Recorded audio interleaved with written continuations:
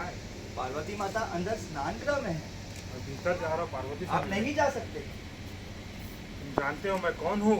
आप कोई भी हो, माता का आदेश का पालन होगा। तुम मुझे क्रोधित कर रहे हो।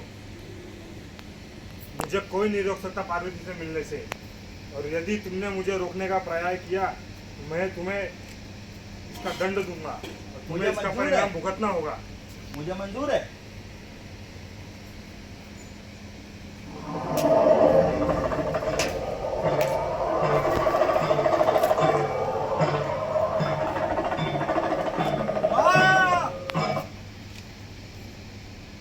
पुत्र, पुत्र, ये आपने क्या किया स्वामी? ये तो मेरा पुत्र था, मेरे प्राण थे इसमें। आप अगर इन्हें पुनर्जीवित नहीं करेंगे तो मैं इस सृष्टि का विनाश कर दूंगी। मैं इन्हें पुनर्जीवित तो कर दूंगा, परंतु जो इनका शीश धड़ से अलग हो चुका है वो तो इनको वापस पुनर्जीवित नहीं कर सकता। नंदी, नंदी, मेरा आदेश है कि तुम जंगल की ओर प्रस्थान करो और तुम्हें जो भी पहला जीव उत्तर की ओर दिखाई दे उसका शेष मुझे ला कर दो। इसी आज्ञा करो।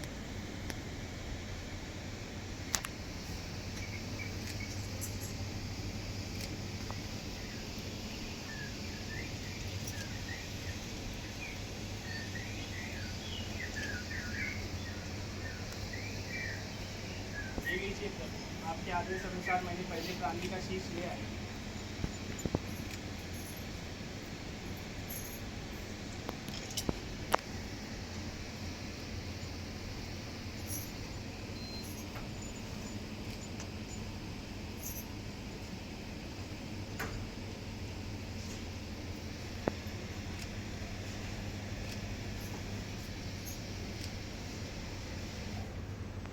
ये कौन सा रूप दे दिया आपने मेरे पुत्र को स्वामी?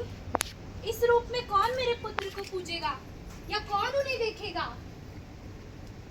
तुम्हारा पुत्र तुम्हारे मल से बना हुआ मल बुद्धि था जिसका अंत होना अनिवार्य था, परंतु अब इनका पुनर्जन्म हुआ है और इन्हें ब्रह्मांड का सबसे बुद्धिशाली देव माना जाएगा। और अब से इनका नाम गणेश होगा और ये हमारे गणों के सेना नायक होंगे। और अब ये कोई भी शुभ कार्य होने के पहले विश्व में इनकी पूजा की जाएगी, इनका नाम लिया जाएगा।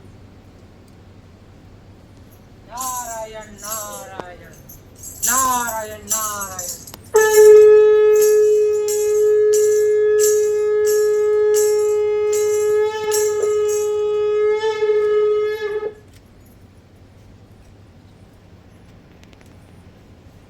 अरे वाह बापा, तो इस तरह गणेश जी का जन्म हुआ तो इसके लिए उनको सबसे पहले पूजा जाता है। हाँ बच्चे, एक तो और ऐसा भी था जहाँ लोग मुगलों के डर से भगवान का नाम लेने से भी डरते थे। ऐसा क्यों? आओ बच्चों, मैं तुम्हें एक और कहानी बताता हूँ।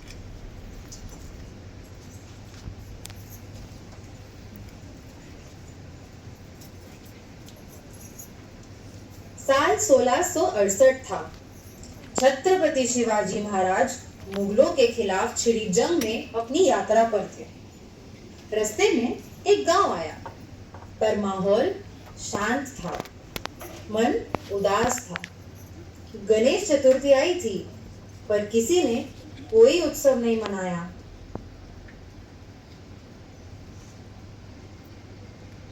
ये गांव इतना शांत क्यों है? आज गणेश उत्सव है, ना कोई ध्वनि, ना कोई शोर, ना कोई ढोल ताशा। महाराज, माफी चाहता हूँ, लोगों में मुगलों का डर बढ़ सा गया है। अगर हमने उत्सव मनाया तो हमें दंड मिलेगा। डर के माहौल में कब तक जियोगे मुखिया जी? गणपति स्वयं विघ्न हारता है तो हमें एक साथ सर उठा के जीना सिखाता है। पर महाराज, हम कर भी क्या सकते हैं? हमारे पास ना ढोल है ना पंडाल है, हमारे पास तो कुछ भी नहीं है। एक दिया तो होगा, एक दिया ही काफी है हमारी एकता को एक साथ रखने के लिए। महाराज सही कह रहे हैं। गणेश उत्सव सिर्फ दिखावा नहीं, एकता का प्रमाण है। अगर एक दिया जलेगा तो और भी दिए जलेंगे। लेकिन महाराज, अगर मुगलों ने देखा तो? मुगलों के डर से कब तक जियोगे मुखिया जी? गणपति खुद स्वयं विघ्न हारता है। बप्पा सिर्फ एक मूर्ति नहीं, एक भावना है। महाराज,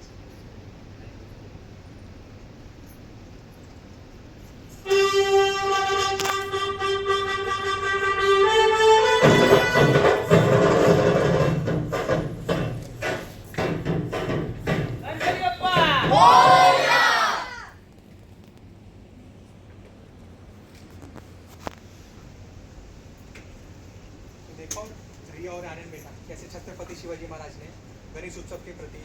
साहस और एकता का दीप जलाया। इसके बाद पापा क्या लोगों में डर मिट गया और गणेशोत्सव धूमधाम से मनाया जाने लगा? नहीं बेटा, इसके बाद आया अंग्रेजों का दौर। चलो मैं तुम्हें आगे बताता हूँ कि यहाँ क्या हुआ और कैसे गणेश उत्सव सार्वजनिक तौर पर मनाया जाएगा। साल था 1893।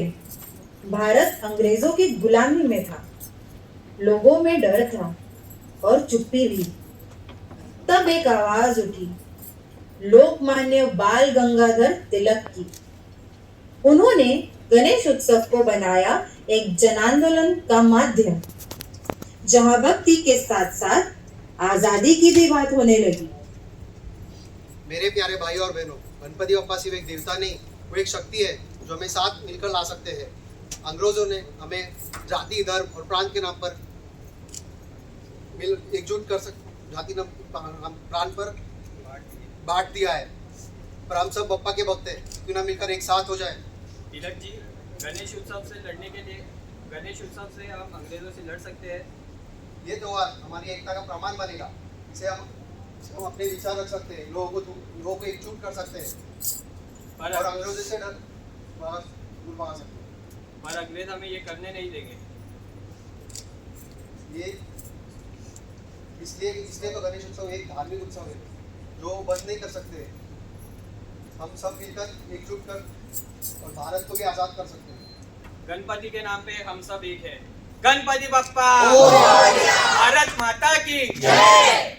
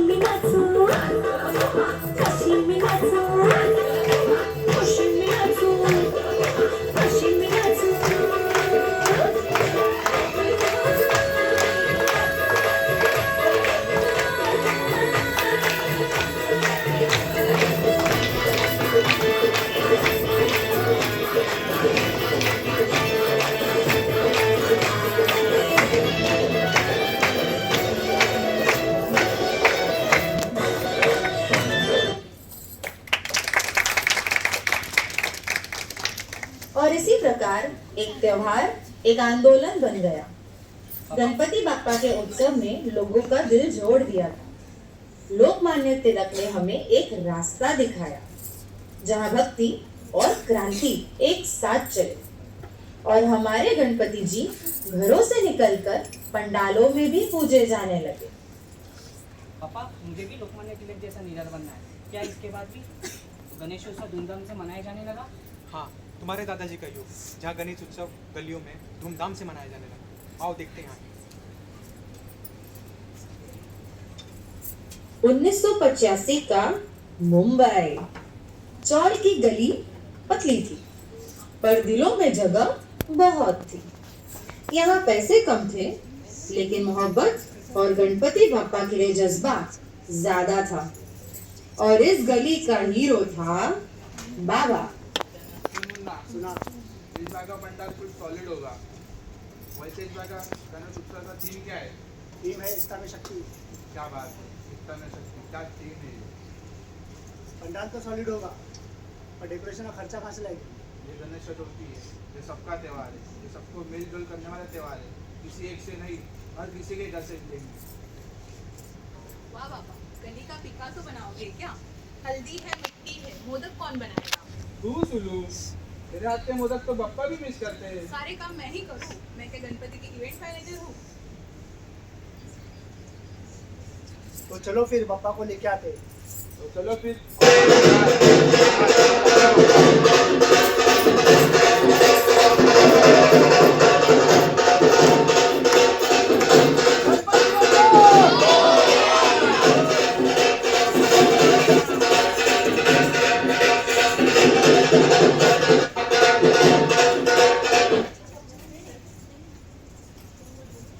वहाँ बप्पा थे, दोस्ती थी, सिंपल लाइफ और मोहब्बत का प्रतीक। पापा, ये तो अद्भुत सफर था जिसमें गणेश जी का जन्म था, छत्रपति शिवाजी महाराज जी का ध्यास था और लोकमान्य तिलक जी का साहस था और हमारे दादाजी के जमाने की एकता थी। अरे वाह पापा, मुझे तो काफी कंटेंट मिल गया अपने ब्लॉग में डालने के लिए। चलो बच्चों, अब अपने गणपति के आगमन के लिए आगे बढ़ते हैं। 1947 से 2025 तक एक ही गणपति पर कई रूप, एक ही भावना, कई पीढ़ियां।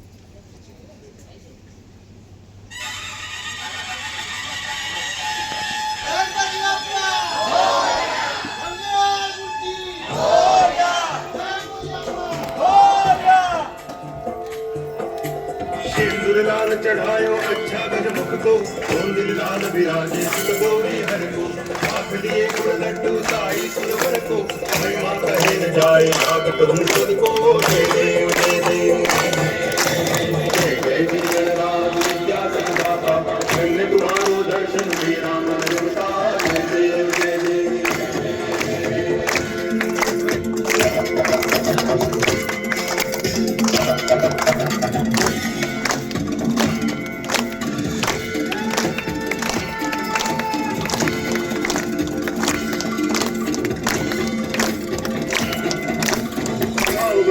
कोई शरणागत आए, सब ही